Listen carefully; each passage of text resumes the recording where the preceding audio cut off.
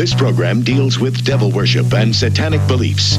It contains explicit scenes and descriptions of violent crimes and rituals. Americans are asking, who attacked our country?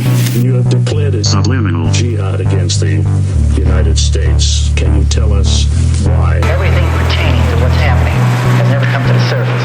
The world will never know the true facts of what occurred, my motives. And night fell on a different world. And Iblis is thinking, I should be getting this position, not Adam, and this guy is created from dirt. And how does the army feel about you being head of the temple of Set? And the conspiracy theorists can say what they will, but I want you to give me power over Adam, and I want you to give me soldiers and minions and all of these things. People have so much to gain and have such an ulterior motive for putting me in a position I'm in. We'll never let the true facts come of their to the world. And I want you to be able to give me the ability to whisper into the hearts of mankind. And who was the grotto leader? You don't remember the name of a person who involved you in murder? Now these people are in very high positions. Yes.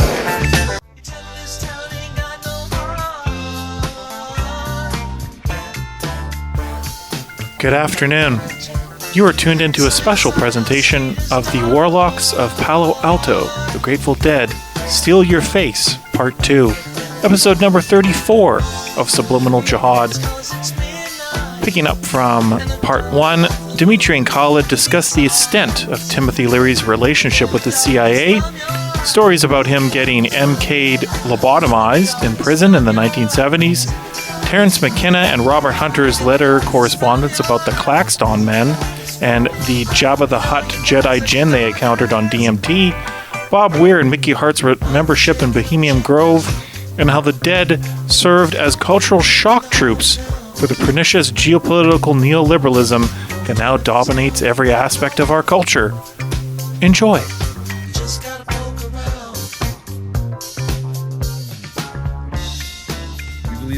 Covered some of this stuff of like the acid test, the Grateful Dead moves to San Francisco just in time for the Summer of Love in 1967, and their home on Ashbury becomes a central, chill pad for this whole hippie thing. That's the foundational story of the Grateful Dead. I think we can sort of move on to like some more tangential figures that can kind of flesh out. I mean, everybody kind of knows what they did. They became a jam band. They just, like, the 60s never ended for them. They just traveled around the country, like, distributing LSD everywhere and having jam band shows, and jabbing all around, jam. Yeah, Dan. Political, And, like, it's literally kind of been the same model from the early 70s to today. Like, there's with the exception of Jerry Garcia being dead, it's pretty much still that. So with that, I mean, I think the real thing is kind of, getting to this like critical question of, what was this all some kind of op or part of an op, or, was this part of like a larger cultural shift that was managed? And so I think we have to talk a little bit about one of the main people that did interlock with the Grateful Dead from time to time. Wasn't as direct an influence on them as Ken Kesey, but this guy was connected to Ken Kesey, and that is Timothy Leary. And he's, to call him a sus lord is like a real understatement. This guy went everywhere, did everything. He was one of the Johnny Appleseeds of proselytizing LSD and all kinds of goofy pseudo-spiritualist concepts in the late 60s. He coined the very McLuhan-esque phrase. Actually, it might have even been coined by McLuhan, but then Leary took it and ran with it, which is telling these angry young youths to turn on, tune in, and drop out at the height of the Vietnam War. So the way into this, I found a really interesting article by Walter H. Bauert, who was the author of Operation Mind Control, which I read a couple years back, and is one of the kind of the really solid foundational text of the study of MK Ultra and kind of speculating outward, like what was the actual extent of it. I think he published it in 1978, and I'd say overall, it goes kind of all over the place, and it's got all these different like interesting tangents, but kind of like Dave McGowan's Program to Kill. the overall weight of evidence contained in it is pretty staggering and paints a very different narrative than the one that we get taught about how the 60s went down. And one of the central cruxes in his book was evidence that he discovered about Timothy Leary and sort of undisclosed connections that he had to the CIA, both when he was a Harvard psychology professor who got kicked out for giving LSD to undergraduates and kind of very tiny embryonic acid test experiments, and then after he and Richard Alpert, aka Ram Dass, got fired, they were given a mansion by a member of the Mellon banking dynasty to set up the If Foundation, and basically for several years hung out in Millbrook, New York at the Dietrich estate, doing various LSD parties, and I mean really doing kind of what Ken Kesey was eventually going to do in 1965, but Tim Leary was really the kind of pioneer, and he had Allen Ginsberg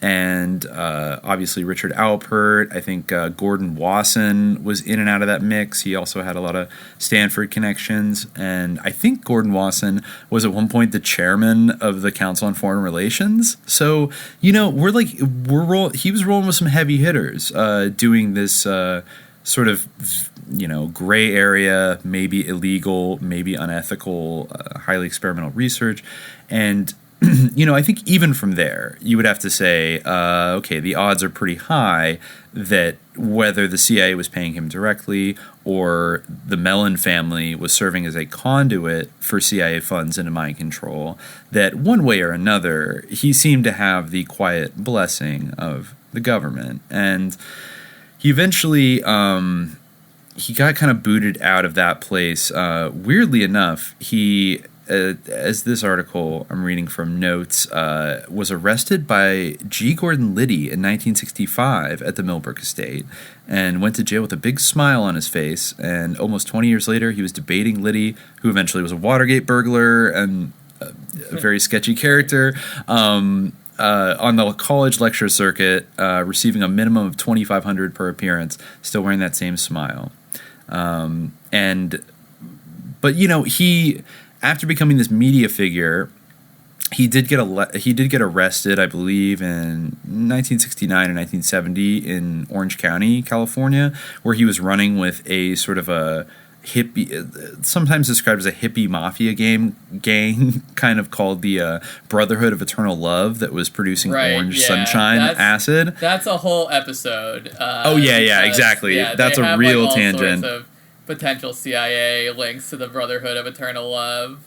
Yes, and for the record, one of the people, Castle Bank or something. Yeah. You're right. That actually does probably go straight back to Lombardi, as does probably the Mellon connections. I think it was Billy Mellon Hitchcock was the one, and his sister were the ones that Peggy Mellon Hitchcock. They were the ones that. They were probably involved in kind of some sketchy banking things, maybe, related to Castle, the Brotherhood of Eternal Love, according to, I guess I'm reading this off of Mind Control Black Assassins, but it is true. I just Googled it just to confirm, and I've seen this in slightly more mainstream sources than Mind Control Black Assassins, but. One of the Brotherhood's major drug manufacturers and dealers was Ronald Hadley Stark of New York. The Brotherhood was controlled by Ronald Stark, whom an Italian high court concluded had been a CIA agent since 1960. The Brotherhood's funds were channeled through Castle Bank in the Bahamas, a known CIA proprietary. Oh, okay, Ronald Stark. He's kind of he's in the web in this story. Yeah, he deserves, because he was probably a Gladio agent and probably CIA, and was this bizarre international man of mystery who was flying between Italy and Laguna Beach and got into this whole gang that Leary also showed up and started hanging out with, and they kind of worshipped him as kind of their guru, though one of the people, I did note it here, one of the members of the Brotherhood of Eternal Love definitely said that, Robert Stubby Tierney said in this Lords of Acid OC Weekly article. I think it's a book, too. We could go off that book when we do an episode. Stubby drops a bombshell of his own. Unbeknownst to me, he says, Timothy Leary worked for the CIA. He came to infiltrate our gang. So this was like, people were accusing Timothy Leary of kind of being in the CIA and trying to set people up. Now, he was arrested with a bunch of marijuana in 1970, and he got sent to, where else? The Vacaville, California Medical Facility, which as more evidence comes out, it definitely seems like it was the hotbed of MK Ultra mind control behavioral modification research on prisoners. Probably, certainly in the 1960s, 1970s, there are a lot of famous alumni of Vacaville, including Charles Manson, including Donald DeFreeze, a.k.a. Field Marshal Ckuw, the leader of the Symbionese Liberation Army that kidnapped Patty Hearst.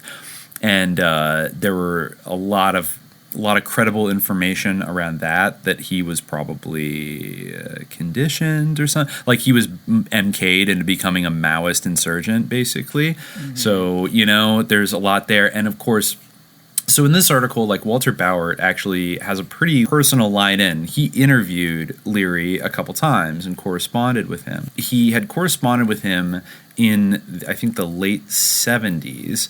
And actually, not only is this weird, but in 1973, he was assigned to solitary confinement. So he got like sent to jail. He also fled to Algeria for a while and shacked up with Eldridge Cleaver, the Black Panther Party leader, who was a fugitive at the time. But then, Eldridge Cleaver became paranoid that he was working for the CIA, so he pieced out and lived in Switzerland with an arms dealer for a while, and then maybe went to Afghanistan, and then came back and I think got arrested. Also, he quote-unquote escaped from Vacaville prison in 1970, allegedly helped by Cuban intelligence agents and the Weather Underground. Which a lot of people question even that was either a thing to set up the Weather Underground and Leary was in on it. He did admit to being an FBI informant in the 1970s, I think, to rat on the Brotherhood of Eternal Love, the Black Panthers, and the Weather Underground. So he is a confirmed snitch, but the question is, was he CIA? So Walter Bauer is like trying to find out, and I guess he first wrote in 1978 when he was writing the book, he came across a CIA document with Leary's name on it. The CIA memo directed agents to contact Leary and company, who were then operating an organization called the International Federation for Internal Freedom, IF. The memo asked its agents to discover if any agency personnel were taking acid with this group.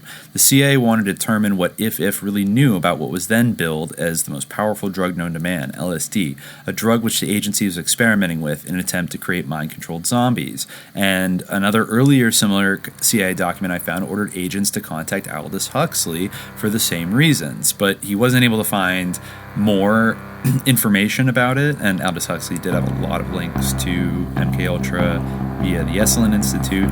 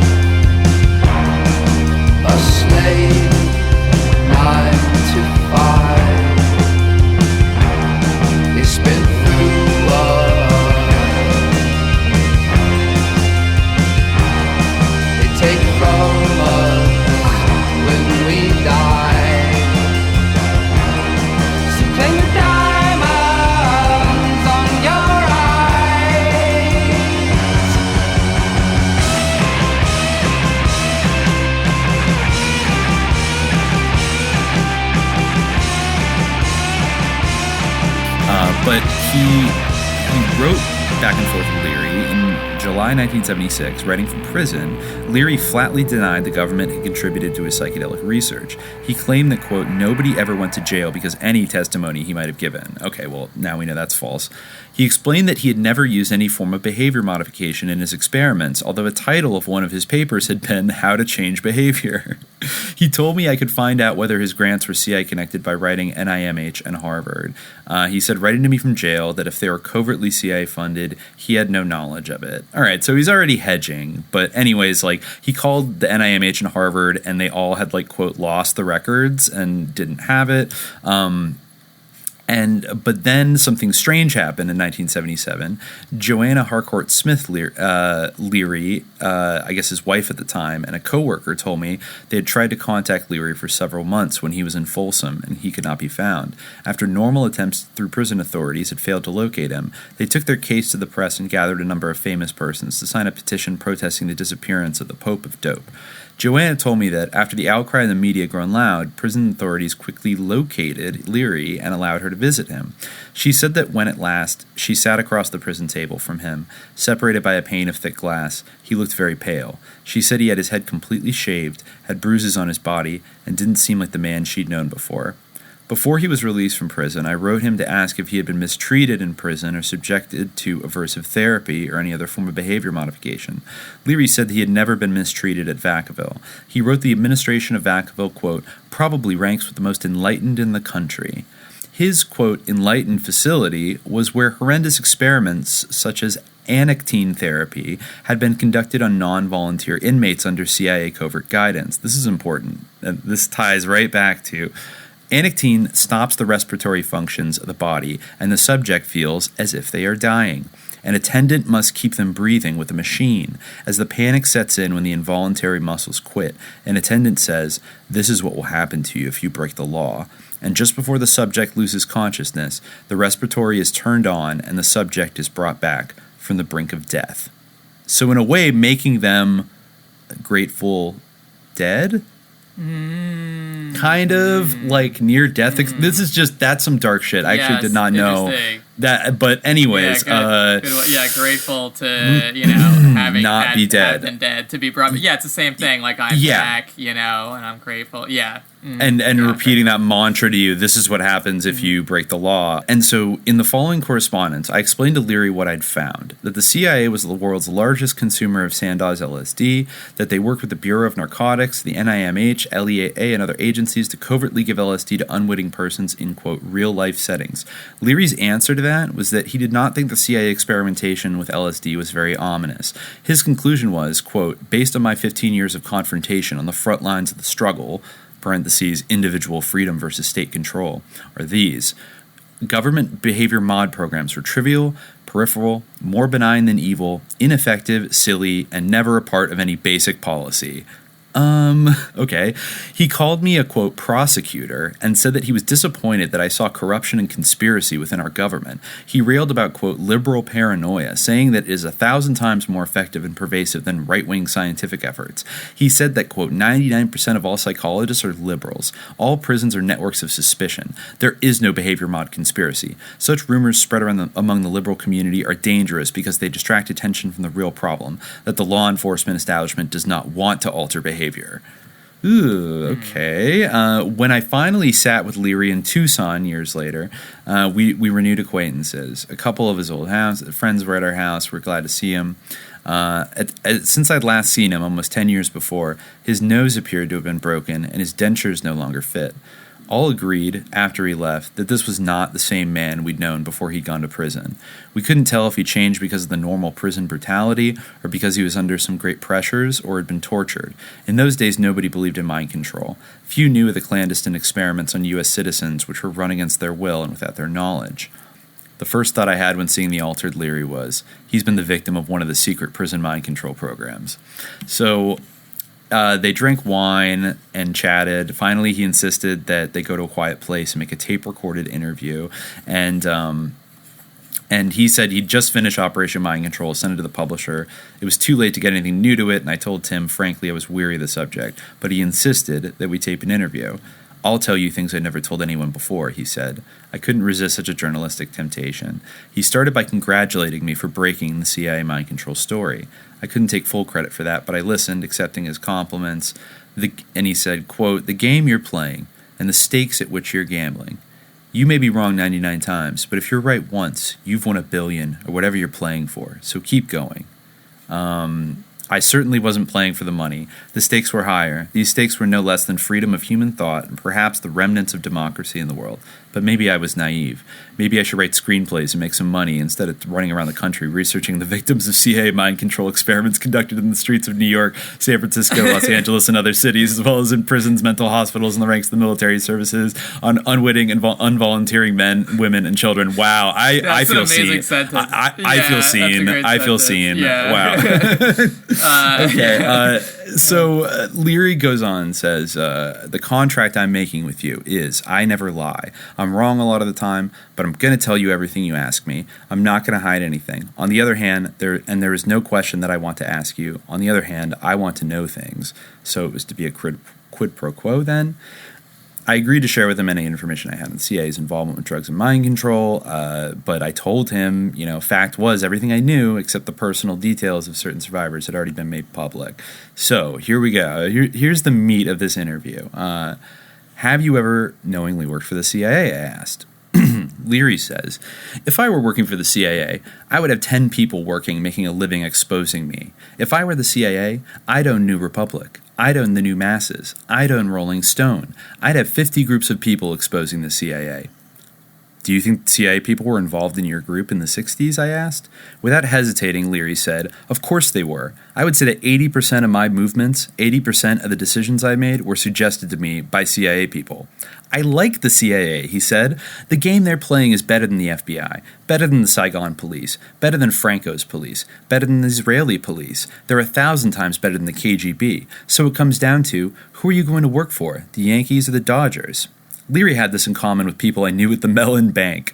Baseball metaphors. Heavy baseball metaphors, same as Nixon used. I'd heard Leary use them since I met him in 1965. I wondered if it was just a coincidence. Leary drank his wine and drifted a bit, talking about his current favorite subject, outer space.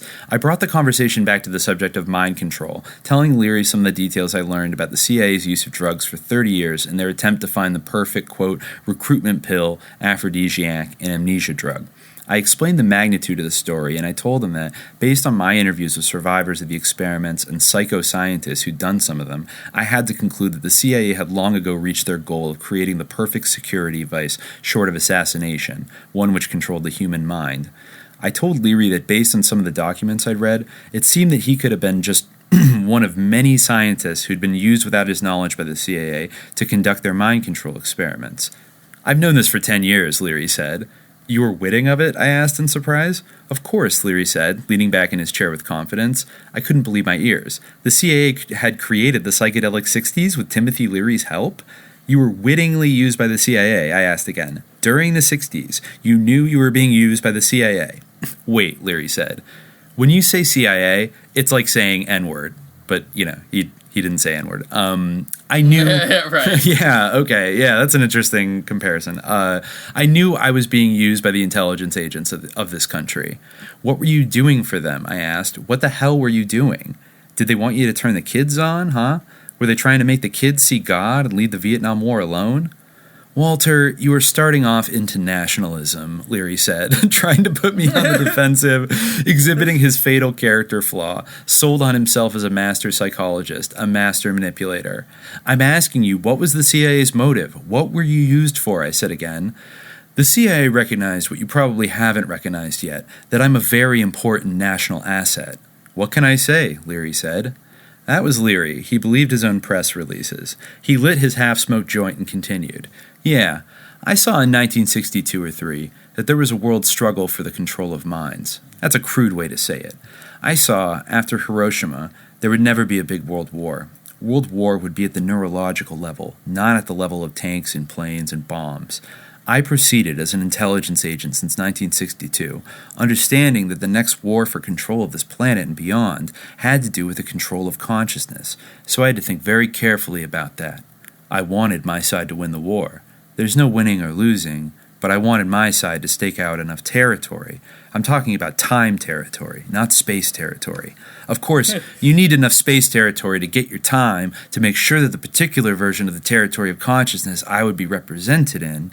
I believed, after studying all the other versions, that my philosophy of the future, skip philosophy, my Clausewitz tactics and strategy, or my natural chauvinistic consciousness commitments were very fierce and strong. I wanted my species to be recognized, understood, and have a strong single voice in creating the reality of the future. I wanted to create a segment of the future which I felt I would be the spokesman for. I let him talk. When he paused to catch his thought, which had drifted away on a puff of muggles, I repeated the question, "Did you ever wittingly work for the CIA?" "Yes," he answered strongly. "I was a witting agent of the CIA, but I'm not a willing agent of Nixon. I did everything in my power to throw out Nixon." Parentheses, so it would appear, did the CIA. I'm a witting agent in that I think Roosevelt was a disaster, but historically necessary. So pin me down, and I'll tell you exactly what I'm doing for the CIA. "What are you doing for the CIA?" I said, disbelieving everything he said. "I'm raising the intelligence of an elite, a very elite group of Americans," he said. "So I think the future of freedom depends on a very small group of people who are smart enough to defend that liberty." "So you work for the Central Intelligence Agency?" I asked. "Is it the deputy director of plans you work for? Who makes out your checks? It's none of your business to know how those things work. I'll answer you no questions that have to do with business. I'll answer you any question about history or people."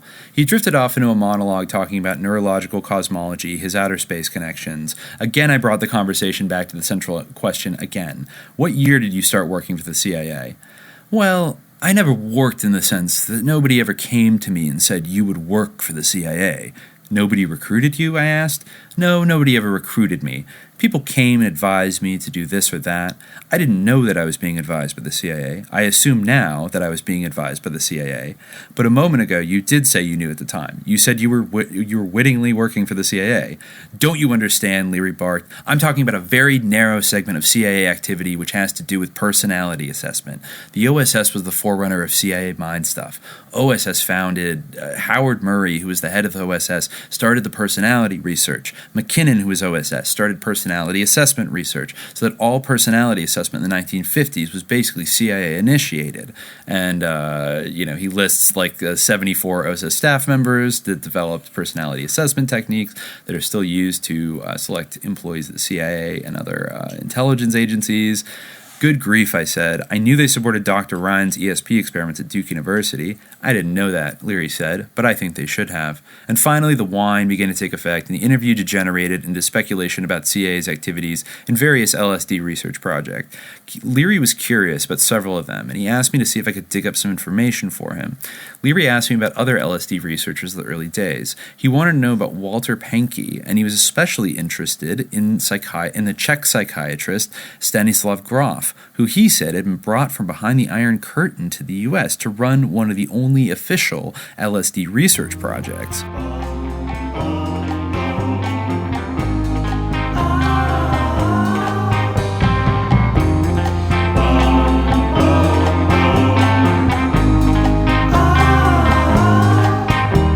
You make love, you take love, you shake love till those tears roll out of your eyes. Fierce beast, I've released the shackles and your leash is running down my street untied.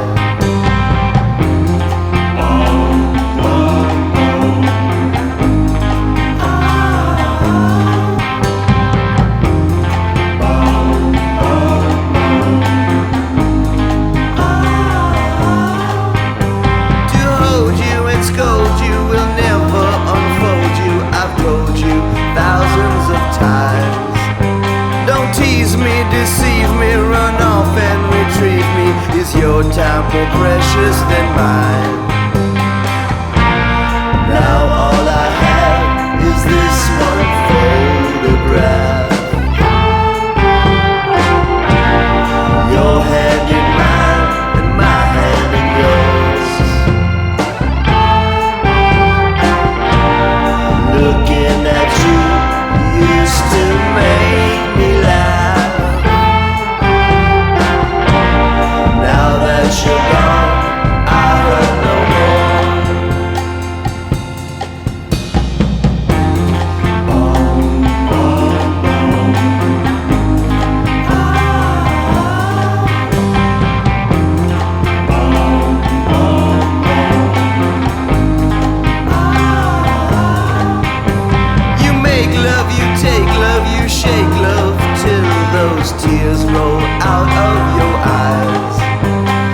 fierce beast that released the shackles in your leash is running down my street untied.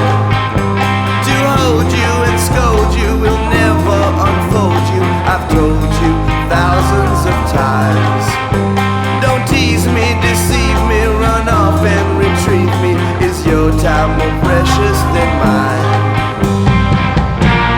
Now all I have is this one photograph. Your hand in mine, and my hand in yours. Looking at you used to make me laugh. Now that you're gone, I hurt no more. Run along, little doggy.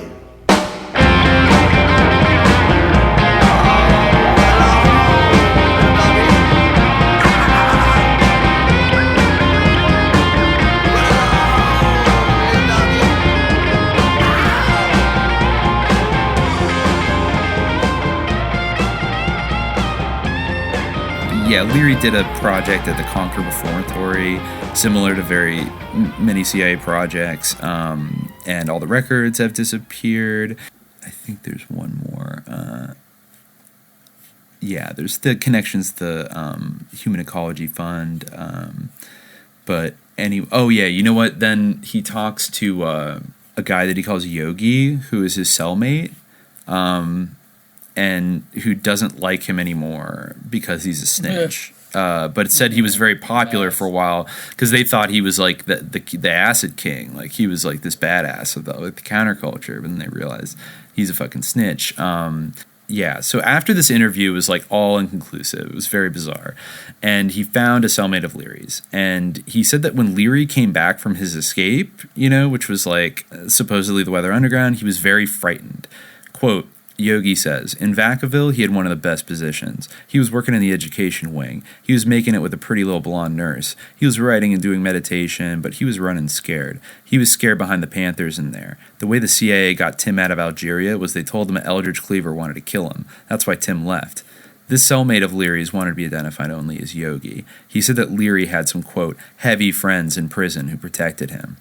But he let everyone down. It's a well-known fact they took him out at night. The feds did. Before he was testifying, they had federal guards with him at all times. In the end, he was in protective custody. When he was in prison, no one knew he was a stool pigeon. He was a hero. He was living on his rep like he was the head boohoo of the acid freaks. That was enough to protect him by the heavy hippies who looked up to him. All of a sudden, they took Timmy out at night. Usually when you go somewhere, you go by bus, but the feds took him by car. They stayed with him at all times. That's when we began to suspect he was working with the feds. He was still chief boohoo to most in prison. But then the word came down he was testifying on Weathermen, and he even gave up his own lawyer and turned over the people who helped get him out of the country. He was giving out who was who in the groups, and they were doing smuggling, narcotics. He gave up all of that. They take him down to custody, and they talked to him. Obviously told him, if you want to get out of here, if you don't give us what you want to know, we're going to make sure that you die in prison. It was too much for him. I know they were coming regularly to make him turn over on his own daughter. He could have gone out in style. He could have helped a lot of people. Then everybody found out he was a fucking weak punk.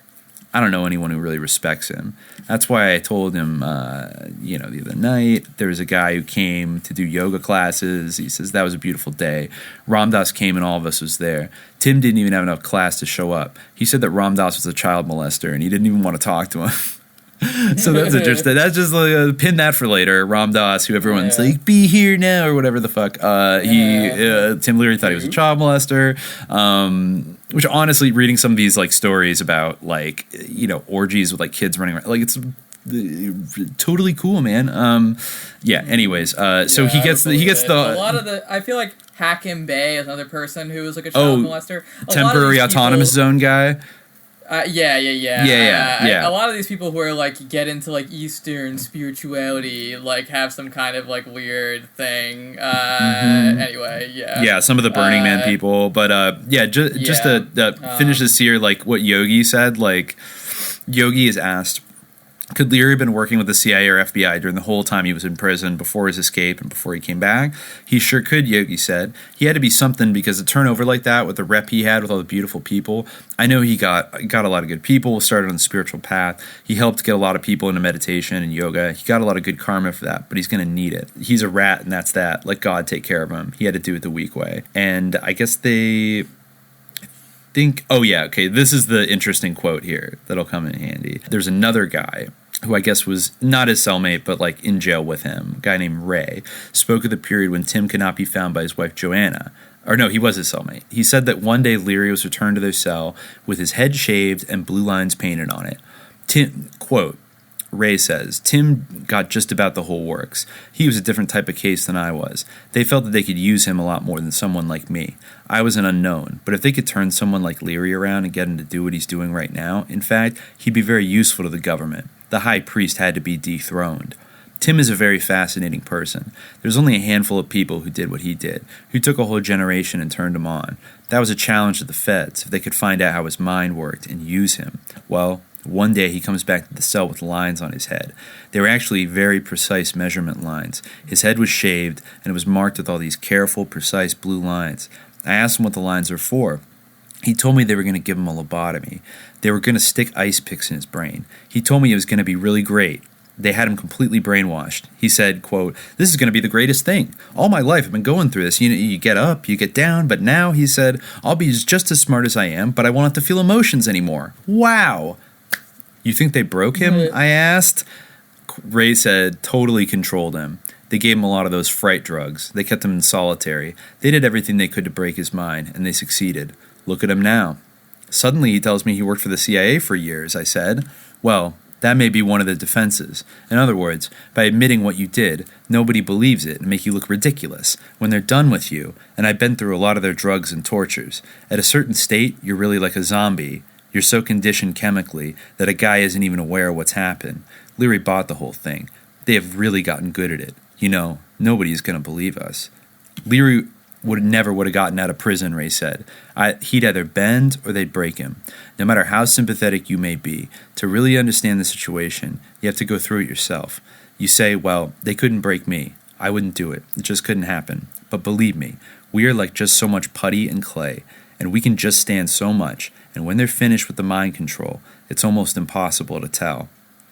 So that's kind of where it's left, but damn, you know, I mean, that's a testimony from somebody who I think was in Vacaville with Tim Leary, getting his head shaved, lines on his head, you know, and it really jumps out at me because I just rewatched One Flew Over the Cuckoo's Nest, and like, I apologize, spoiler alert. I don't know. Have you seen that movie?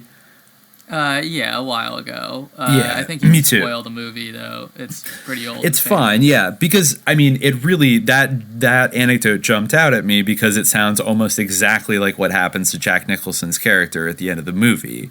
He, he pushes it too far one last time, and then, really because he violently attacks Nurse Ratched after the kid kills himself. And then, he comes back and there's that, truly kind of like heartbreaking scene where Chief finally wants to escape with him and is like, I'm finally ready, McMurphy, let's go, let's get out of here. And he looks at him and he's like, he's lobotomized. He's a zombie. He's gone, man. They basically almost worse than death. It would almost make you, actually, hold on.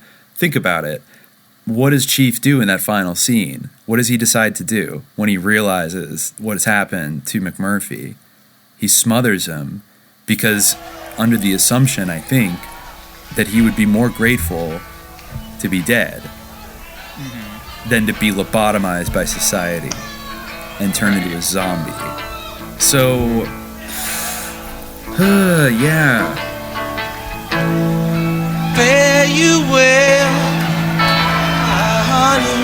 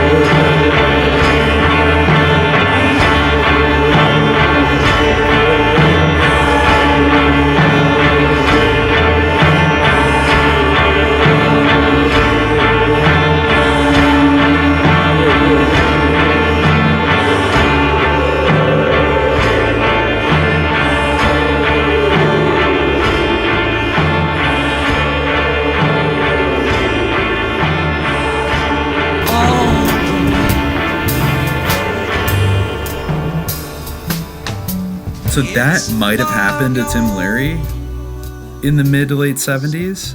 And yeah, maybe. According to this guy, they could do it so good, it's almost impossible to tell once they put you through this process. And, I mean, we could speculate all day about the Monarch Project and things like that. But this is definitely an environment where I think it's very easy to understand that, if they were doing these experiments on prisoners, by definition in our system, are, deprived of their rights. And, I think...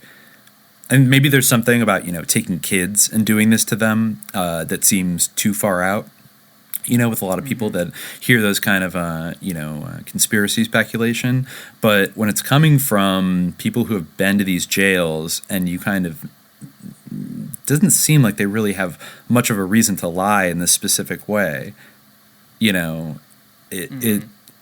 it feels intuitively kind of true. And then what are the implications of that? And what are the implications, for the Grateful Dead as a whole? All of these guys, and the whole New Age movement, because, we know that these guys went through some kind of MK Ultra experiment. I'm not saying that they were, psychologically broken and brainwashed, but there are a couple stories where a couple of the other major hangers-on of the Grateful Dead ended up in psychiatric hospitals as young men, one of which we mentioned before. What did you find anything like fleshing out what the hell happened with John Perry Barlow in college?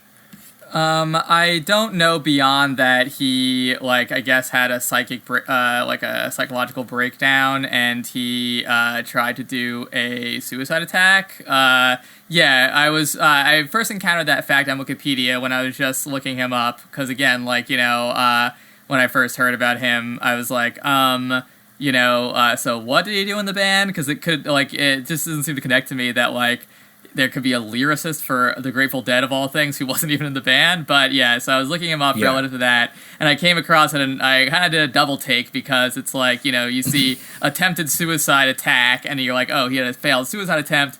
But then it's no, he tried to do a suicide bombing at in the 60s. He was when he was at Wesleyan College.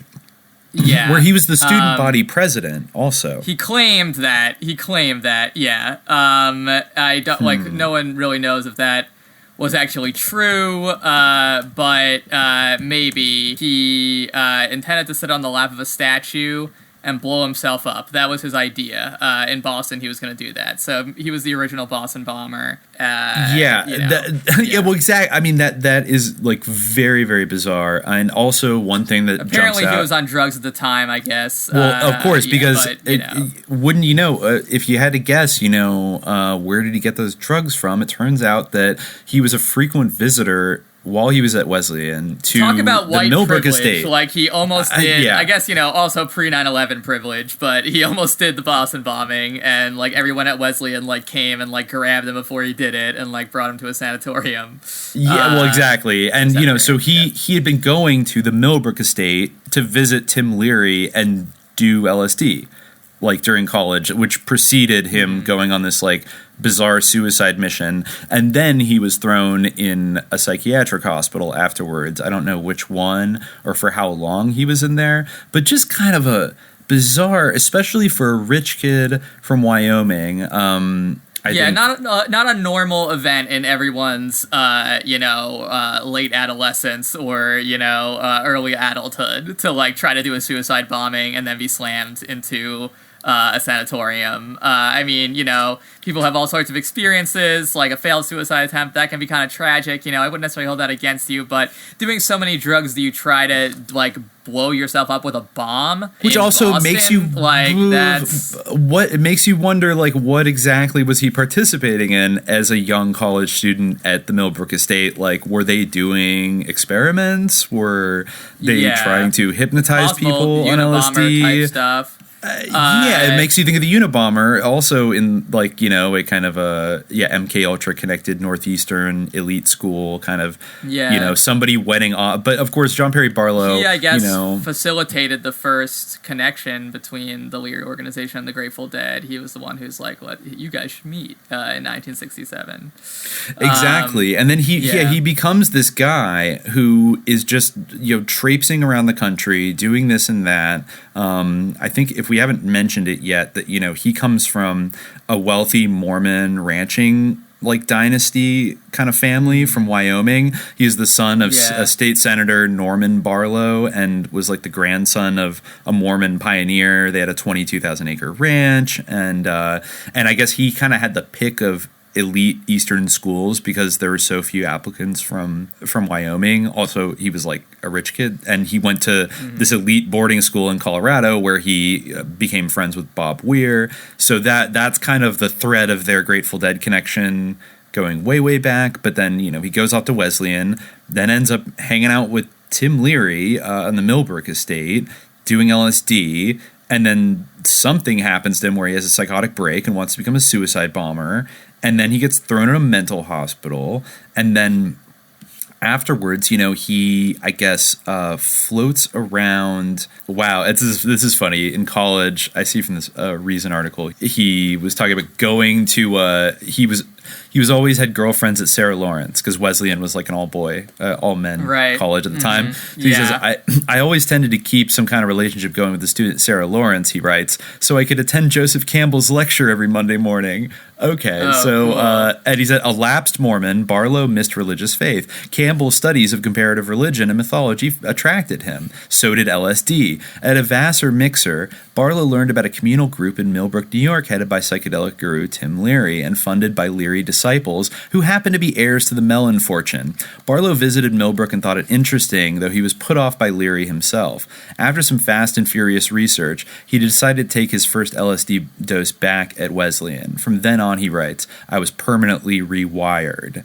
At this point, Barlow's mutant propensity to live a mythological life really kicked in. He soon discovered that Weir was a member of a band. Aspiring to somehow get involved, he asked himself, what can I do for these guys to demonstrate my own mojo so I can be part of their thing? During the intermission at the first Grateful Dead show he attended, Barlow heard Sgt. Pepper's Lonely Hearts Club Band for the first time. The next morning, he bought the album and took Weir, bandmate Phil Lesh, and their respective girlfriends to Millbrook to meet Leary. Jerry Garcia, Mountain Girl, his later wife, and the rest of the band came separately. The Dead and their entourage quizzed Leary, whose high church view of LSD was decidedly different from their hands-on, merry prankster-ish approach, and they all listened to the epochal Beatles album together. After the record was over, Barlow writes, Tim Leary stood up and in this incredibly pretentious, sententious, mystical voice said, my work is finished. Now it's out. Barlow was finished with Leary, or so he thought.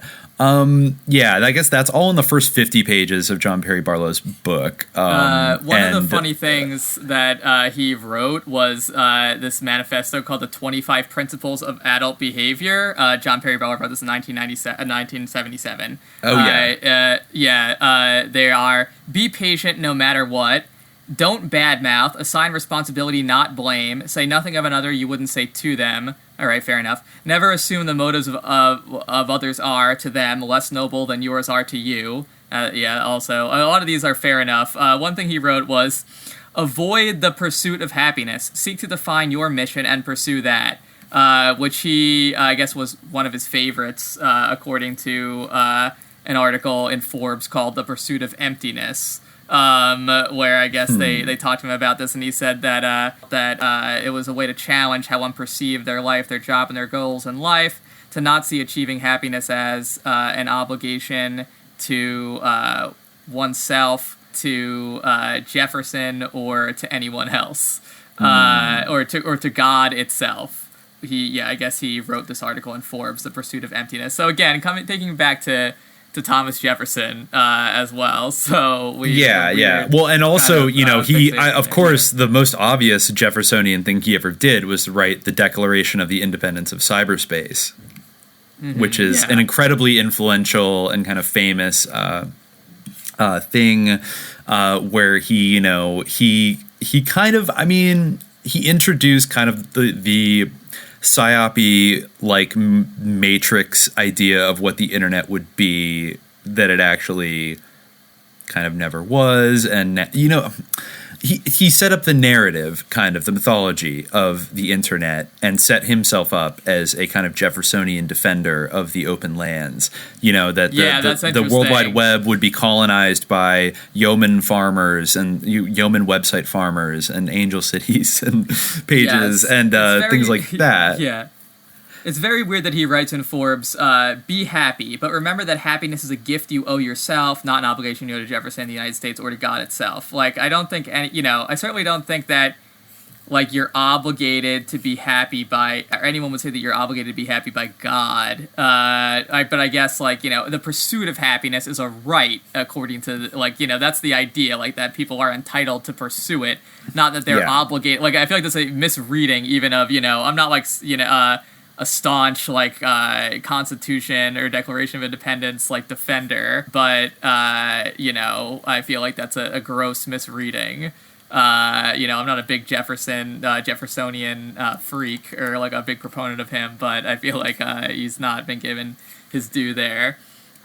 His philosophy is kind of, if you didn't know he was from this like strange kind of powerful like Mormon ranching family in like Wyoming, and then like was really good friends with Dick Cheney, and I see like here also good friends. I did not know this, but he actually, it's so annoying. Like, looking, this is the type of person that I feel like there's another narrative going on in this entire person's life, but it is presented to us to be like, look how free and cool and groovy America is, where you can do all these things, where, after, instead of trying to blow up the statue of John Harvard in Harvard Yard, getting his life like ruined or anything like that, he goes on to like graduate, and then he talks his way out of the draft, gets accepted to Harvard Law School, sells his first novel based on a half-finished draft, and avoids either completing the novel or beginning law school by spending his advance on a trip to India, where he dates the Dalai Lama's sister. Andy Warhol makes an appearance. So does Dick Cheney.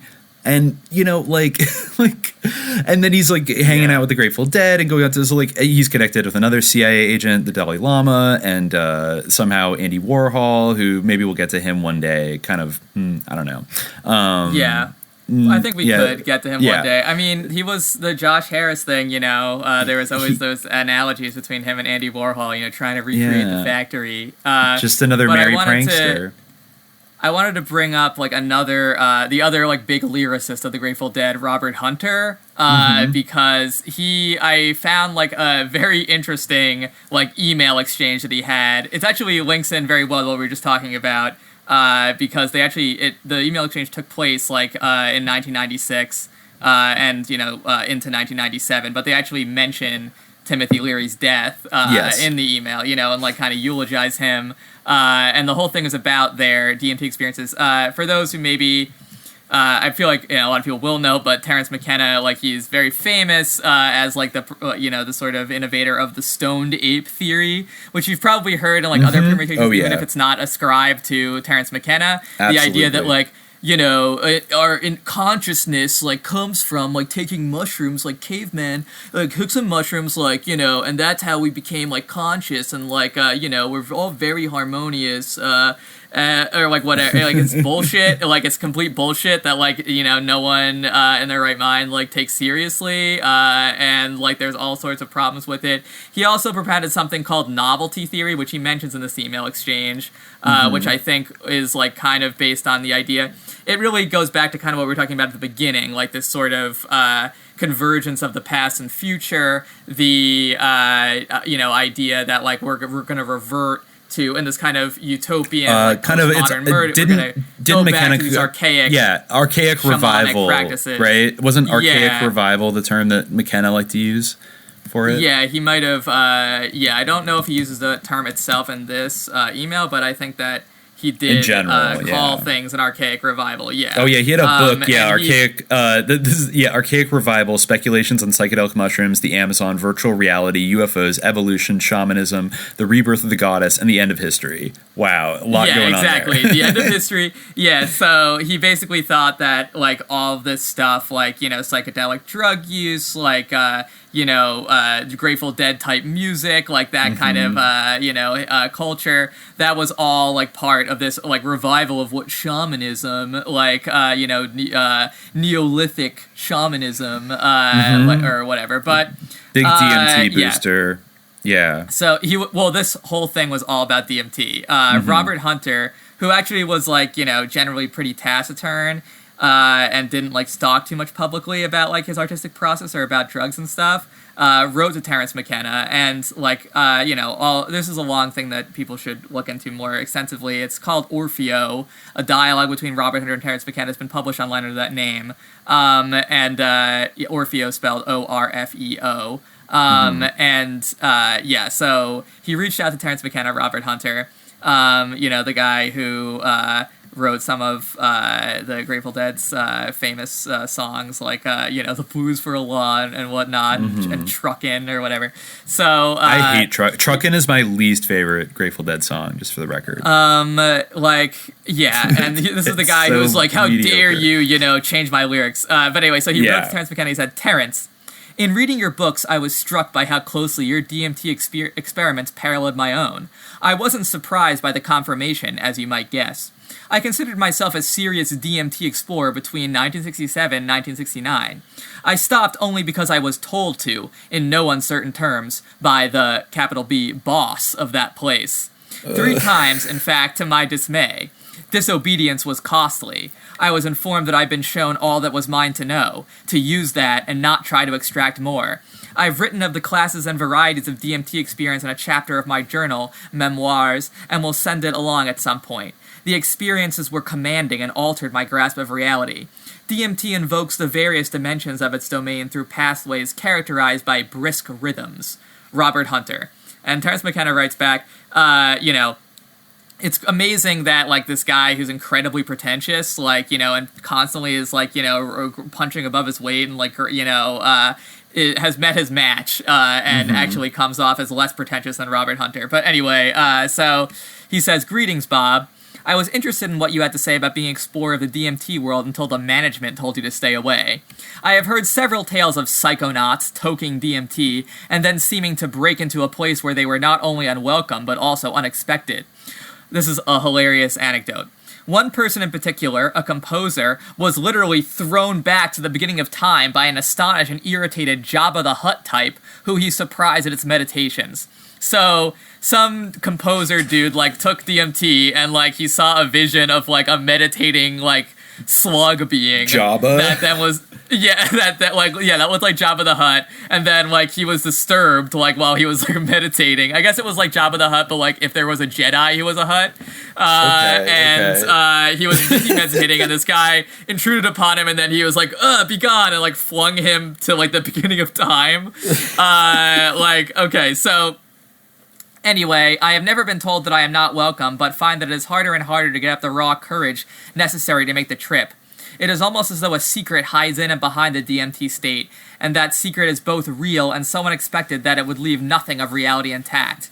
The secret cannot be told, of course, or I would have told it, but it is something like, here we go, we are all gods.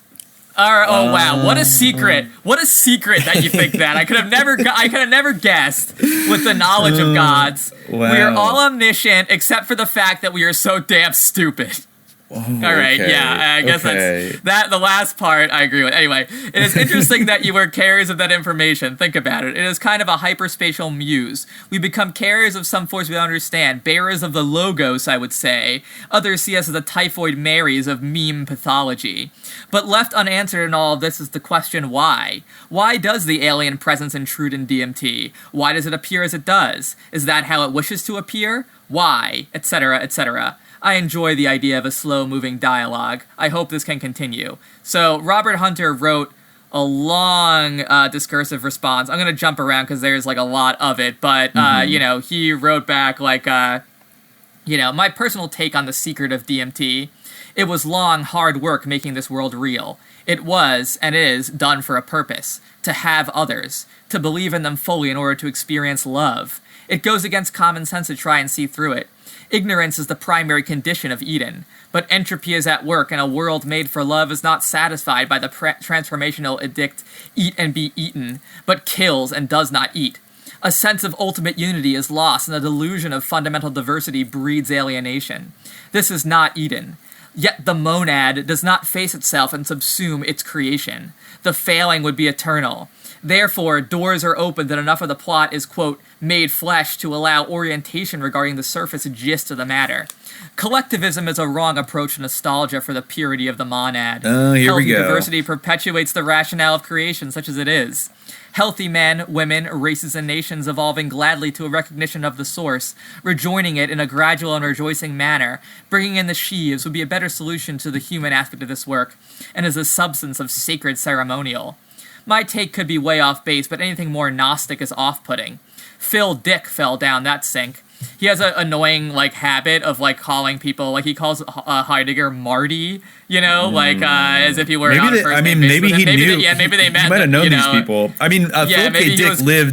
Philip K. Dick lived in Richmond around the same time that Owsley Stanley lived in Richmond, was producing LSD, and had, a scary COINTELPRO thing that made him, kind of lose his mind. So they might have known each other, and even Heidegger, I think. Maybe I admire your work in the Third Reich very much. Hank Harrison knew Marcuse. They talk a lot about phenomenology and Merleau-Ponty and Husserl. They talk about all those people in this exchange a lot. They're both big admirers of the phenomenologists. But he also says and Lovecraft. I wouldn't doubt, though he professed no belief in what he wrote. So he's kind of saying I could be wrong. It might be more of a Yelda-Boath situation. And that's what I think Lovecraft thought, even though he didn't say. So again, all these people love Lovecraft and they think it's so dope. But anyway, blah blah blah. Nobody ever got rich peddling DMT. Okay, so then he starts talking about one of our favorite DMT subjects. He says, DMT is self-selecting. It knows who it wants for whatever reason it wants them. It scares the bejesus out of anyone else. Those who ought to have it will find themselves in possession of it, like anything else. The human brain secretes it. In minuscule natural quantities, it's the fuel of fantasy, dreams, and visions.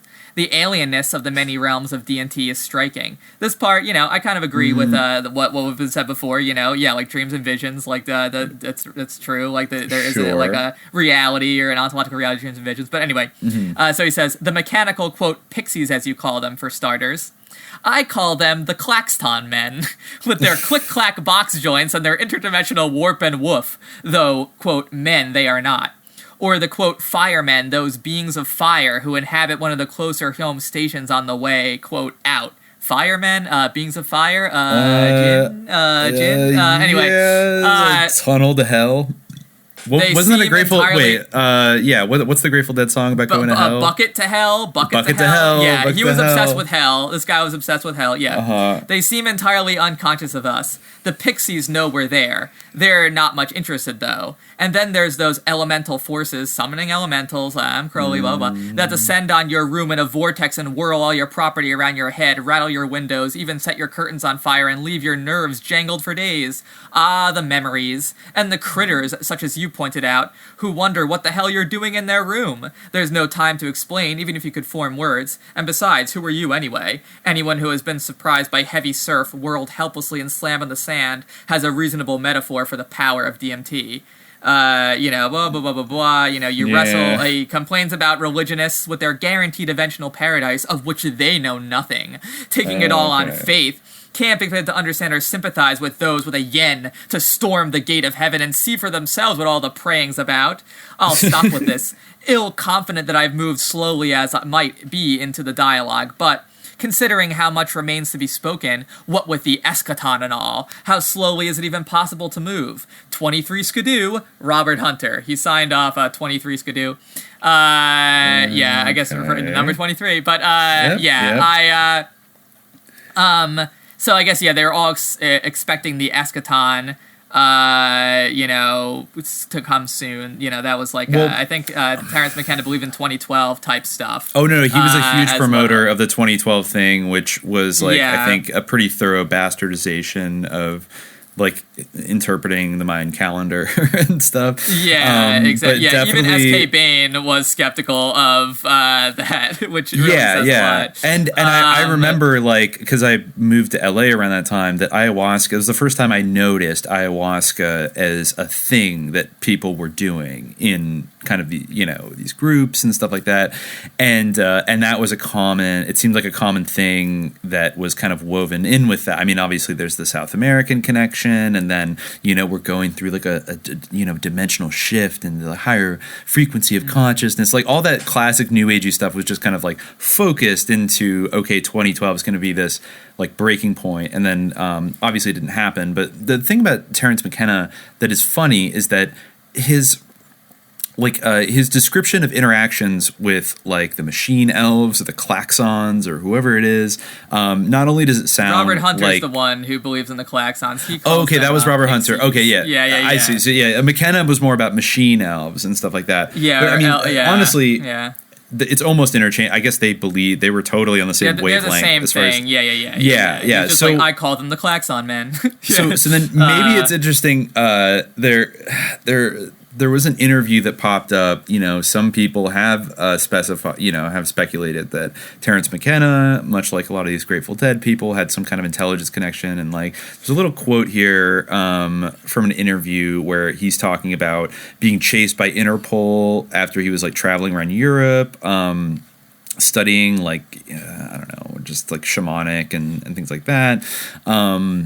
And in like the late 60s, he was in and out of Nepal and sending hash back to America. So he got caught. There's like weird movements around this time. Yeah, he was forced to move to avoid capture by Interpol. He wandered through Southeast Asia, viewing ruins, collected butterflies in Indonesia, worked as an English teacher in Tokyo. He then went back to Berkeley to continue studying biology, which he called his first love. Note he fled to avoid capture by Interpol, but then after a time he casually returns to Berkeley. Then, okay, so this is an interview. They're talking in general.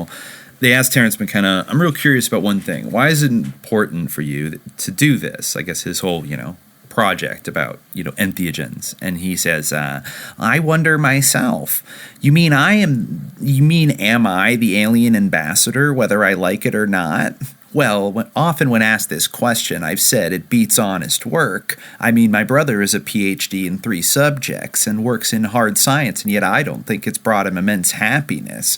Not that he's despondent, but I was always kind of a slider, Certainly when I reached La Chorrera in 1971, I had a price on my head by the FBI. I was running out of money. I was at the end of my rope. And then they recruited me and said, with a mouth like yours, there's a place for you in our organization. And I've worked in deep background positions about which the less said, the better. And then about 15 years ago, they shifted me into public relations, and I've been there to the present. I think ideas get me high, and I like the feeling of understanding, and I love diversity to the point of weirdness. And, they go on to say, it seems like there's more to it than that for you. Because, being tuned into ideas and being turned on ideas, but one thing, but you can just keep that to yourself. The sharing of it is something else. I think that's what we're getting at. And he says, one thing is I'm really fascinated. I think of myself as a pretty savvy person and not easily led into false dogma. Okay, so the guy that's like the interacting with machine elves and talking about Robert Hunter, about the klaxons, he's a pretty savvy person. Klaxtons? Sorry, the klaxtons. And by the way, that was in a 1994 lecture at the Esalen Institute where he was a regular presence. So it's still not clear exactly what he was, but that's the point that I was getting at. Is he's saying. So, I think even Terrence McKenna's brother, Terrence McKenna died in 2000. So, in these kind of allegations that have popped up in more recent years, his brother will go and get into fights with people who try to say that Terrence McKenna was CIA. And I guess, the line on it, which is very similar to what people would say about everyone in the dead, is when he says, I was recruited, and there's a place for you in our organization. And I've worked in deep background positions about which is less said the better. And about 15 years ago, they shifted me into public relations. He's talking about the machine elves.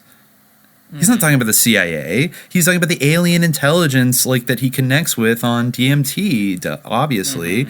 And, it's like you can just kind of sell it off as he's just being a little prankish and kind of saying, I was recruited. I'm an agent. But, you ask him an agent of who? And he's like, the galactic intelligence, And, right, yeah. And it's funny,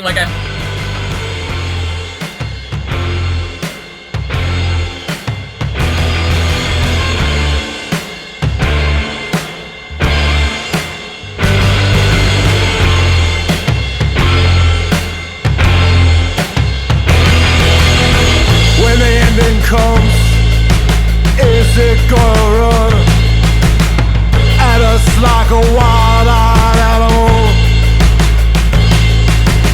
A foreign disease washed upon the beach, a dagger plunge from out of the shadows.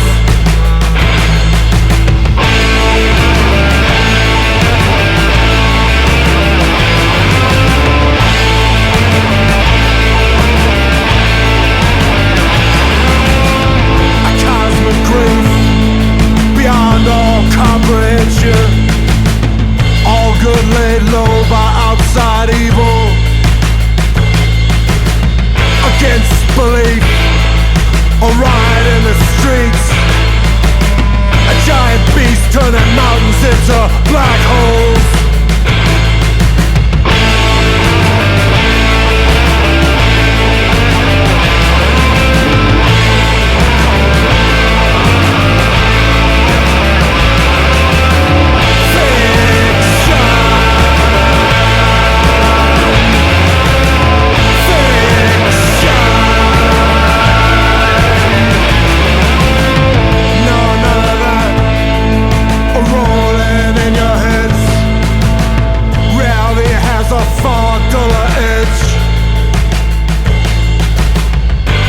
Everybody's hunted with a smile,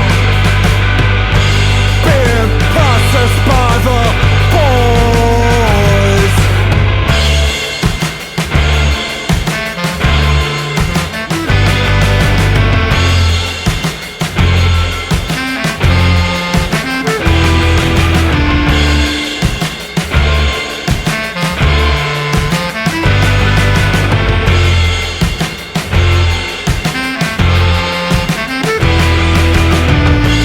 The job when they came back to town.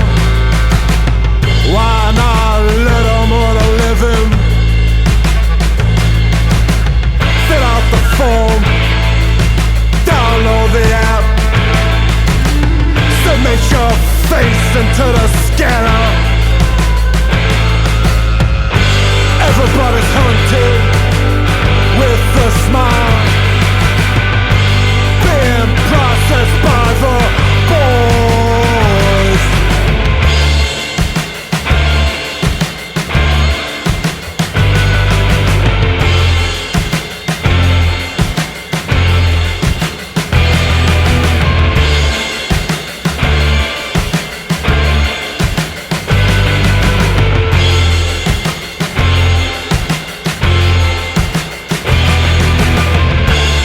And then it's time to marry in uniform. They look so nice. Tattoos of the children, so cool, so nice. This time, gentle enough, gentle enough. This time, gentle enough, gentle enough. Next time, gentle enough.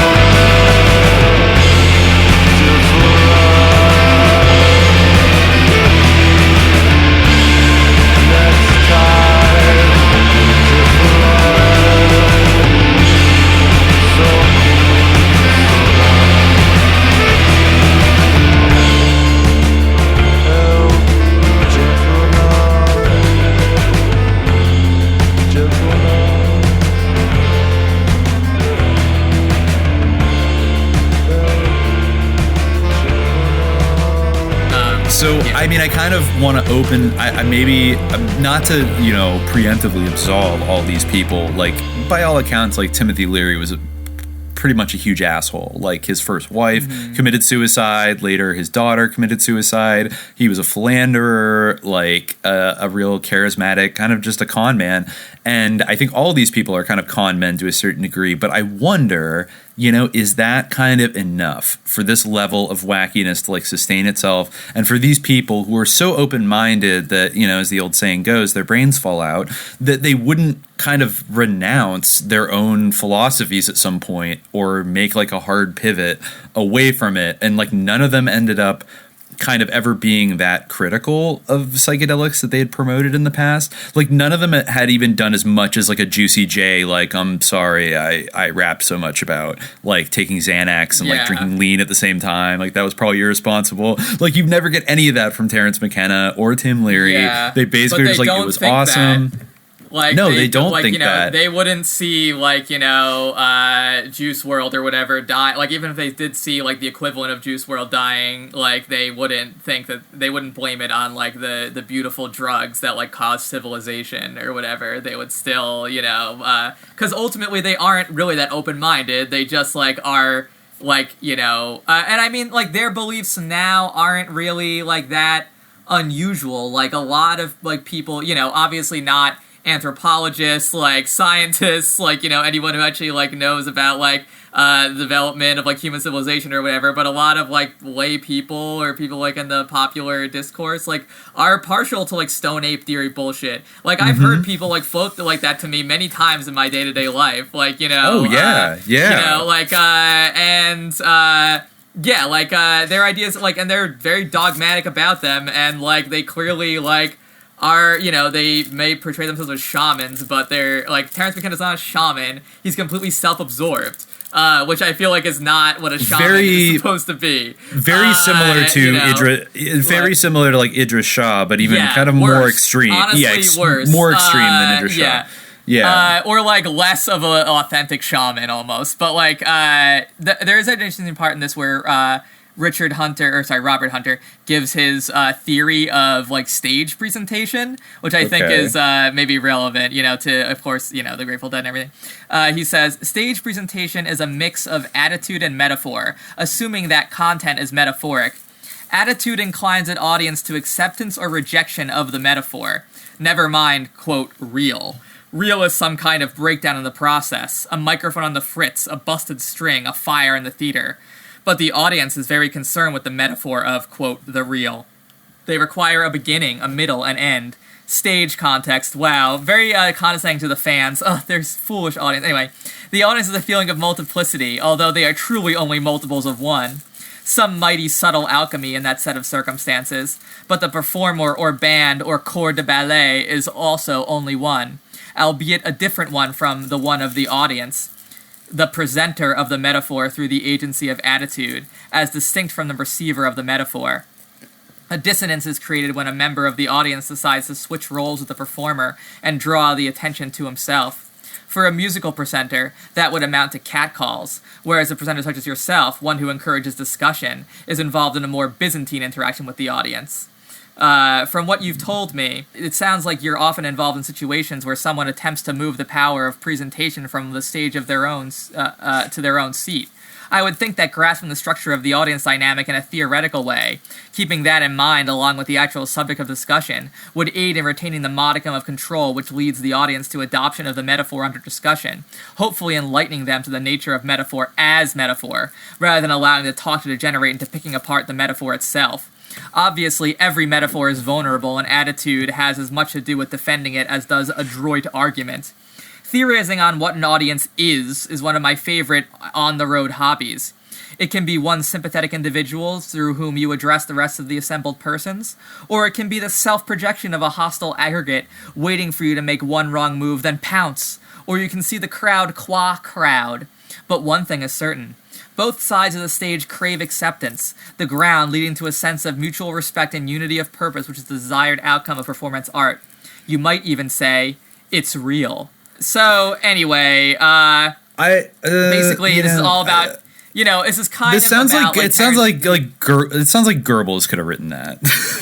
Yeah, no, exactly. It's funny because it's kind of like, I guess Terence McKenna is complaining about like going to academic conferences and stuff like that, and then people during Q&As asking him questions about like, and trying to like, because the way people always do in these Q&As, like trying to make it about themselves. And Terence McKenna being annoyed and being like, they're ruining my metaphors or whatever. And so like then he's like, well, this is how I think about like controlling my audiences, or the audiences that I deal with. In order to make them like understand or enlighten them. So he does have some kind of like theory of this. It's also like, it reminds me of the intro to one of the like later episodes in Long Strange Trip, where it plays some interview audio with Jerry Garcia over like shots of like the crowd at one of these shows like in the 70s, and like how just like zonked out and like crazy, and they're all chanting like for the dead to come on. And he said something about how like the interaction with the crowd always creeped him out a little bit, and the adoration that they had for him felt like something that was reminiscent, frankly, of fascism. Like he compared actually like the love that the Deadheads have and like their large like mass audience thing to actually it felt vaguely fascist to him and scary and like threatening. Like he was assuming some kind of power that had a dark element to it that I don't know, that maybe he was or was not fully read in on or something. But I mean, he did have that wall of sound, and it was pretty sophisticated for its time. And just to like slide in here, I think we could probably I don't know, this guy, just to say like Augustus Owsley Stanley III, who is the creator of the Wall of Sound, who much like J.P. Barlow came from a like wealthy kind of powerful political family. His grandfather, A. Owsley Stanley, was the governor of Kentucky, U.S. senator from Kentucky, and a congressman from Kentucky who, ironically, was like, or maybe not, was anti-prohibition in the 20s, but came from like a very old line, like Democrat, like probably Confederate, Southern family, and also like J.P. Barlow. It says rather cryptically here, at an early age, he committed himself to St. Elizabeth's Hospital in Washington, D.C. So here's another kid who ended up in a psychiatric hospital at that, as a young man, who knows what happened.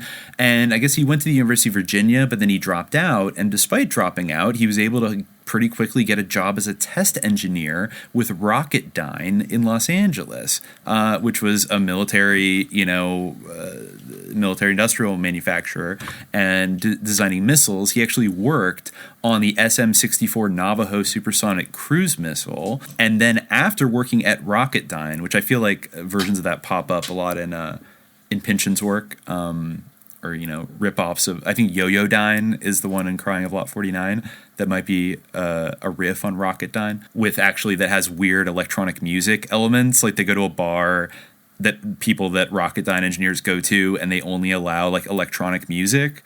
But this is like in 1965, so it's kind of weird, right? Pynchon trying to tell us something here. Anyways, Owsley Stanley enlisted in the U.S. Air Force in 1956 as an electronics specialist for 18 months. He worked at JPL, Jet Propulsion Laboratory in Pasadena, and at Edwards Air Force Base Rocket Engine Test Facility. After that, he went to UC Berkeley and started manufacturing LSD, though I'm not sure exactly how he learned about it.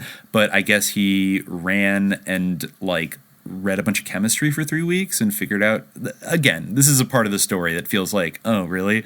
He just magically like figured out how to make perfect LSD by himself, just as all the Sandoz supplies were running out with like Leary and Kesey and all these people. And then he went down to LA to work for like a TV station where he made like 300,000 hits, and then returned to the Bay.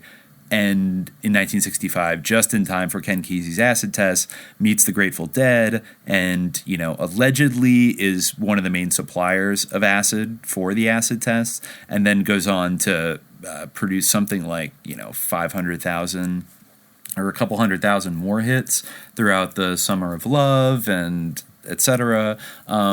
So he's somebody that was like had incredibly sophisticated background in like electronic warfare, maybe, and rocket engineering and things like that. It's again like it's bizarre that he also designed the very suspicious lightning bolt skull logo, like the main logo for the Grateful Dead.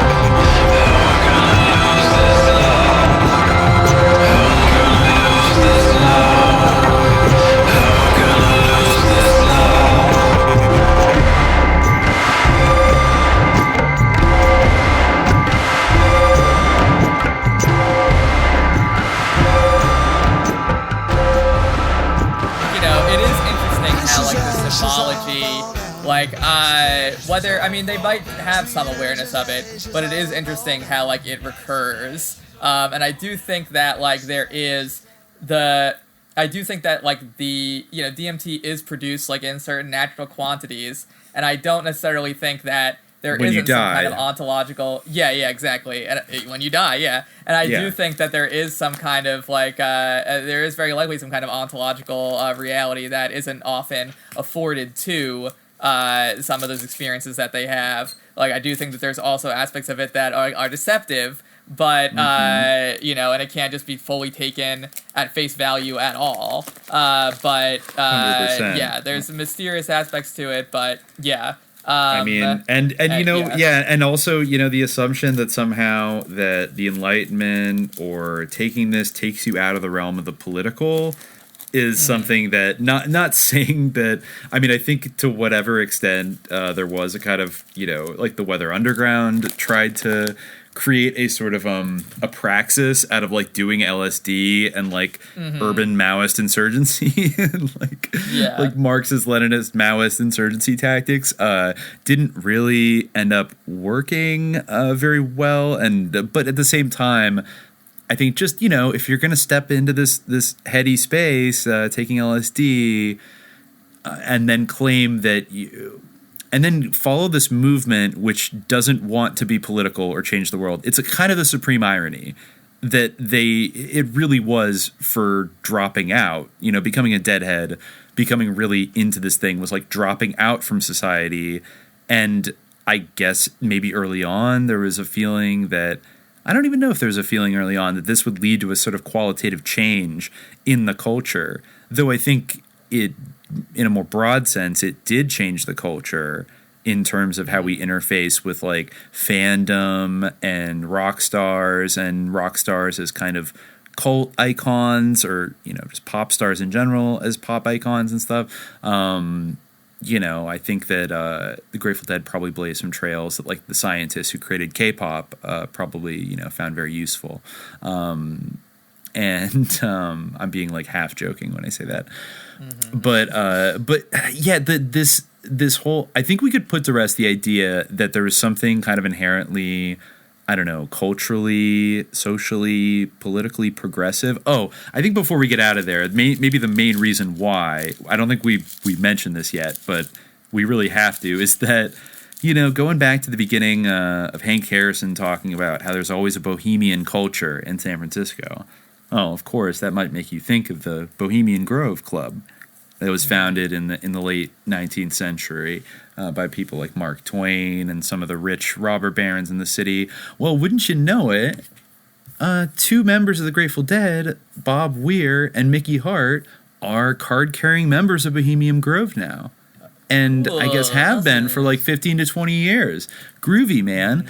And so that actually did get, I will give the Deadhead community like a little bit of credit for basically saying, like, I looked on, there's an interview where he's either talking about his friendship for his admiration for Obama, Bob Weir is, and like the top comment is like quote, voting for the lesser of two evils is still evil, Jerry Garcia.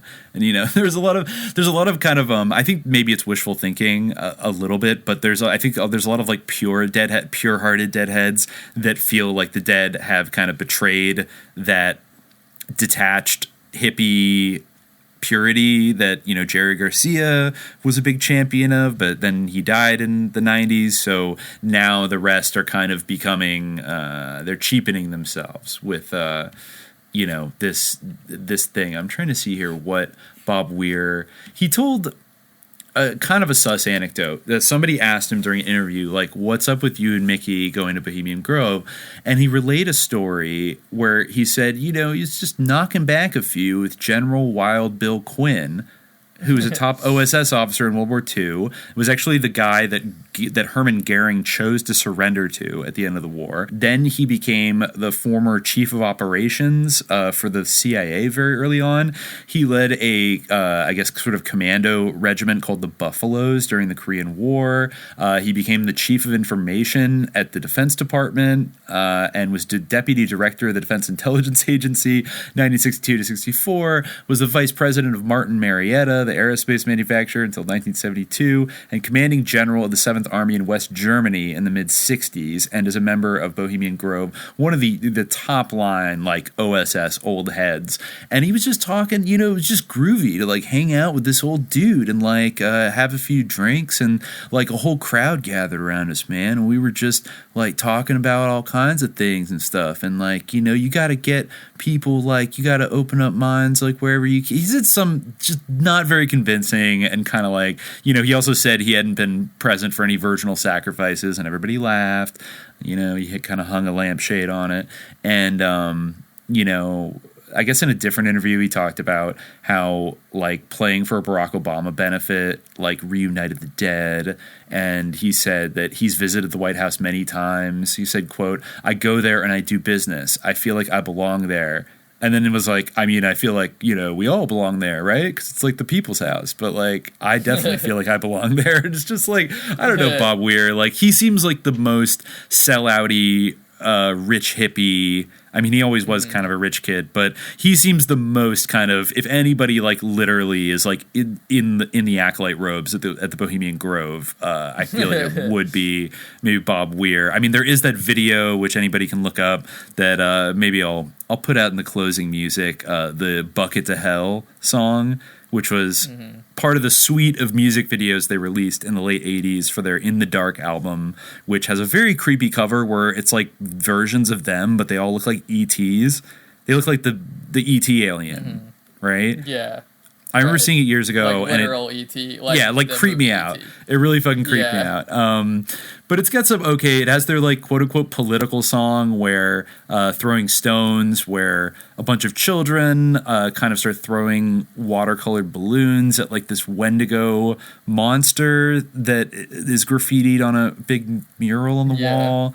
And it's kind of funny that, like you said, I think earlier, that they call it like the most political. It's just kind of like politicians are like saying lies, and you know, it's like not really exactly. Like, I think maybe this is about saving the earth or something. Whether you believe in green or proletarian gray, like it's just, you know, all a sham or something like that. It's like stupid. Like, which I wonder if he was at the Grove by then. Yeah, like it just gave me the idea that, like, you know, it's like, oh yeah, everyone in like the Soviet Union wears like gray jumpsuits or like, you know, like what? Exactly. Like, not groovy, man. Stupid. Not groovy. Even though they had they had so many psychedelic bands that I'm completely confident going on record, if we're just talking about like big jam bands that play psychedelic type experimental rock, I would pick at least like a half a dozen Soviet bands.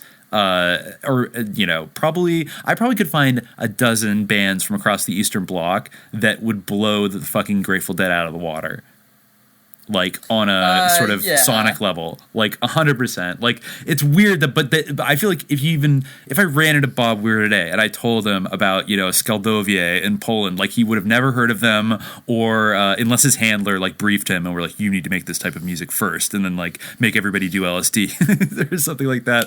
I don't know. It's just very weird that like honestly, that's so embedded in the cultural imagination. Anything. Like, I really don't like the Grateful Dead. I would rather. It's actually kind of, I'm sorry, it's kind of an insult to a lot of the 70s bands, because they had a lot more sweep and like precision and drama and ideas they were working with than just kind of like trucking. Yeah, we're trucking. Doing cocaine and then we're trucking. Yeah, I mean, I do like music that has like poetic, like, you know, lyrics you can like reflect on, or you know, something like that. And I like, you know, sophisticated like instrumental music, but like I feel like the Grateful Dead is like the worst of both worlds. Like the lyrics really are like inane, and like the music like is just like jingle jangle. Like, I don't know, like. A lot of it really is. Sorry, everyone out there who loves the Grateful Dead. Like, you know, I mean, I'm a Philistine. I admit, like, I have terrible taste in music, but I stand by what I said. Like, it's jingle jangle. I will say they're not. They don't grate on me nearly as hard as Fish, who are another people that I feel like they inherited. I feel like they inherited. I feel like they inherited the op. So like now they're going around, and I know so many. I mean, I knew people in college that were like Fish heads and stuff, and like that's something I've talked about. It's like a kind of a meme that like, oh yeah, people that like love Fish. Like, it's just I don't get it. I literally don't get it. And like, you know, everyone, I guess the old saying was like, hey man, you ready to get hooked? I have a friend who had a friend who was a Fish head who brought him, and all kinds of, you know, he was brought to a Fish show. It was like his first time, and that was like a phrase in the Fish community where they would do this kind of put their finger in their cheek like they're getting fish hooked and be like, hey man, you ready to get hooked? That's cool. Yeah, I always thought Fish like they are totally devoid of any like even symbolic weird occulty content. I think the Grateful Dead has some songs that are better than Jingle Jangle, but I think that the studio versions are the best. Sorry. Like, I don't care. Like, you need to play on time if you're a drummer. You know what? Try like being a lead vocalist in the best-selling rock band in American history, and also staying on time, like Don Henley did. Deadheads, he was able to do it. Why aren't you? Maybe cut out the nitrous gas or whatever the fuck. But no, I think, I mean, they were like a good, if you think about them in the context of Jefferson Airplane and kind of those like groovy psychedelic bands, like I think there's 60s stuff, there's some good, trippy blues rock, there's some good like 70s stuff, even their 80s album. The Hell in a Basket is like a corny track, but the video, I was telling you that it kind of felt like a perfect blend of Kenneth Anger and Smuggler's Blues in terms of like what was going, because there's like guys in devil costumes jumping around, and like but Bob Weir is dressed like Glenn Fry in like a Miami Vice outfit, and there's like a dominatrix, and it's it's definitely spooky, but has that kind of like, we're just having a fun time like kind of thing. But say if I'm going to hell in a bucket or something, or is it Hell in a Basket? I forget. But at least he's having a good time. Well, Hell in a Handbasket is the phrase, but Hell in a Bucket, I think, is the song. Okay, yeah. If he's going to Hell in a Bucket, at least he's having a good time. So that's where our culture and our society is going, to Hell in a Bucket, thanks to the Grateful Dead a little bit. When the snakes come marching in.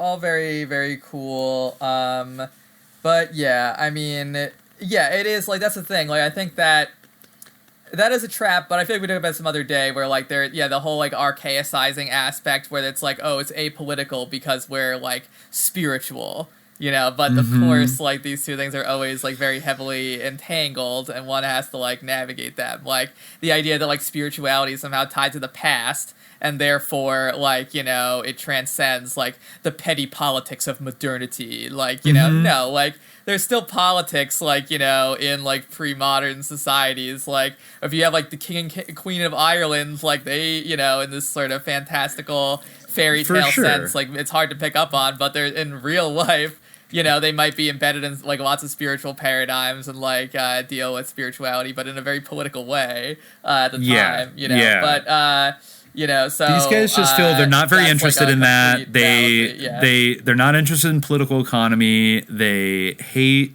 like collectivization or collectivism of any kind. They're still fundamentally like highly anti-communist, which is like, really the biggest red line in 1960s America. That if you were, no matter how outlaw you were, if you're like a neo-Nazi, like LSD dealing biker, you're not that much outside of this. I mean, I take them at their word that they're right, that they are a deeply American band, and that's not necessarily a compliment, like in a sense of like they're desperados. They're like settler colonialists of your imagination and your soul.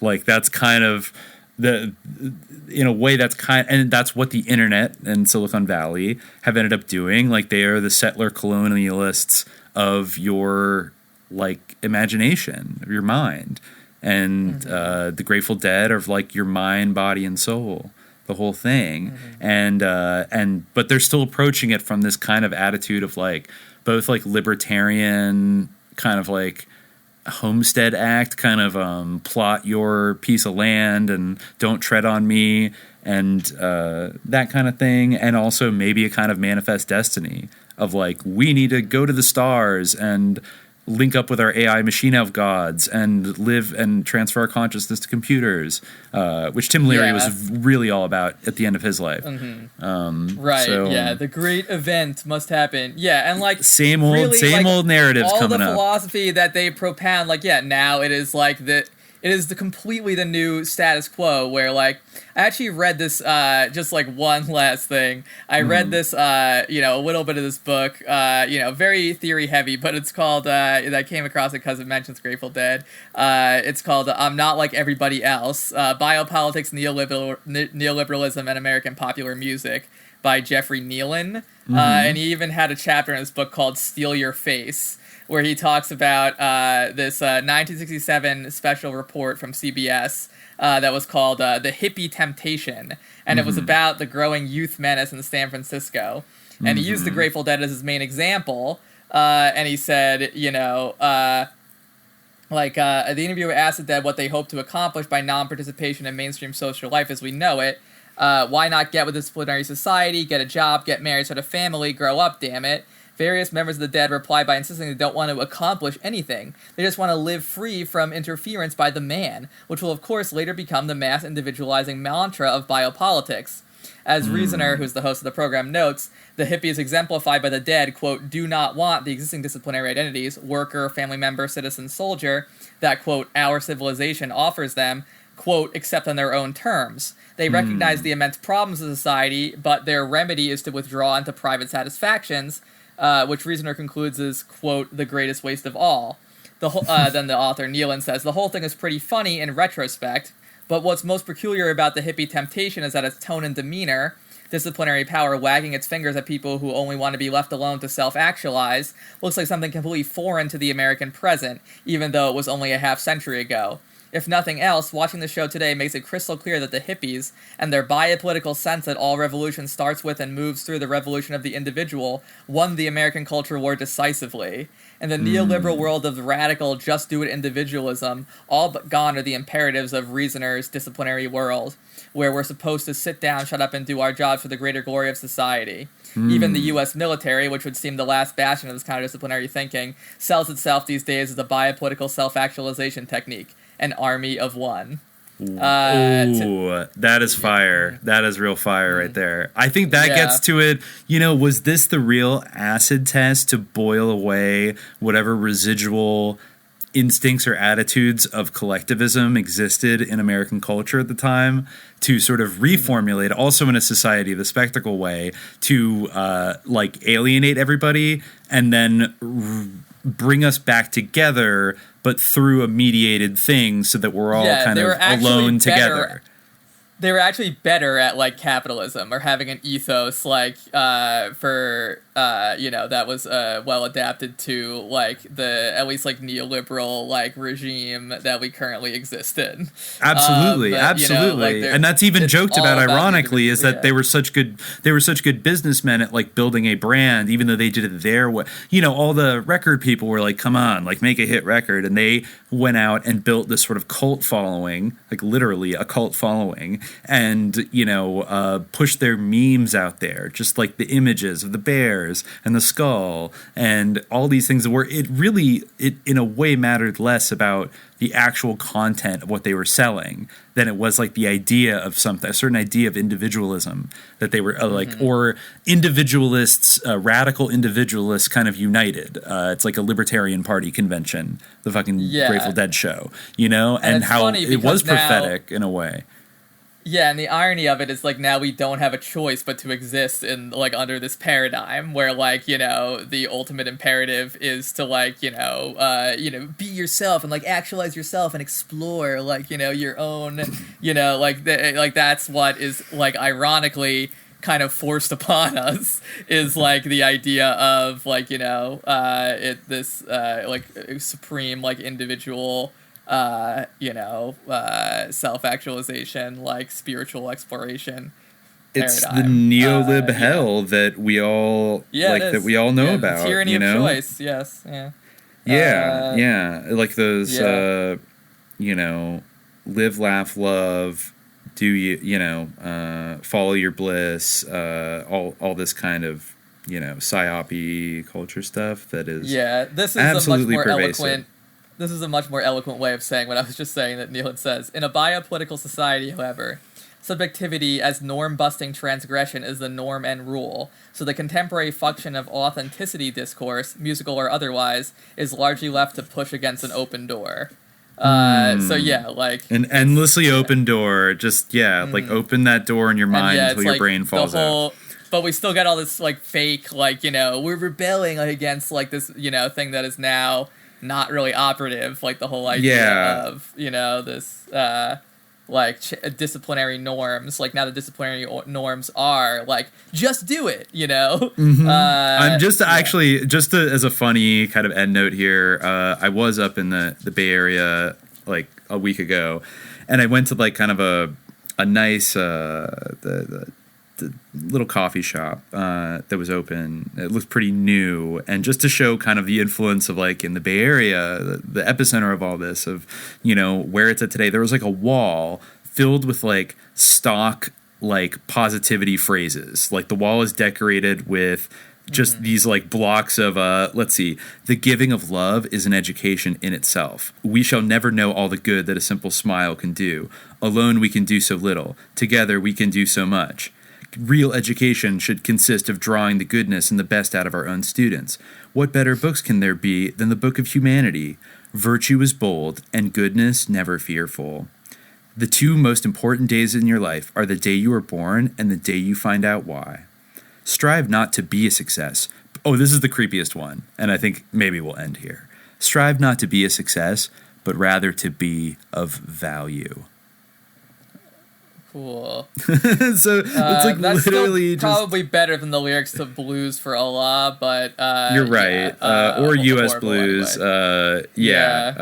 You notice that he kind of, one of the lines in that is like, I'm gonna share your wealth. I'm gonna drink your health, share your wealth, run your life, and steal your wife. So he's basically saying what Alec Jones is saying of like, you got the communists taking over, kid. They're gonna be they're gonna shoot you in the back of the head and like make your daughters like dig ditches in the fields. Basically they're gonna steal they're gonna steal your wife. They're gonna kill you. They're gonna share your wealth. Ew. Given that this is like in the tail end of the Vietnam War and they released this album during Watergate and stuff, it's just like that kind of ironic detachment that we've criticized in other, mediums before, that the Grateful Dead really were the lead jesters of this ironic posture towards the man, as it were. How far does that really take you? And did it really do anything beyond like prepare the ground for neoliberalism to absolutely pervade every aspect of our lives?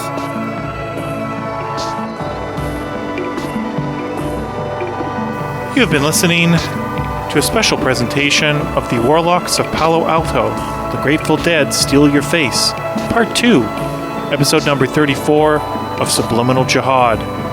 Thank you very much for listening, and stay vigilant.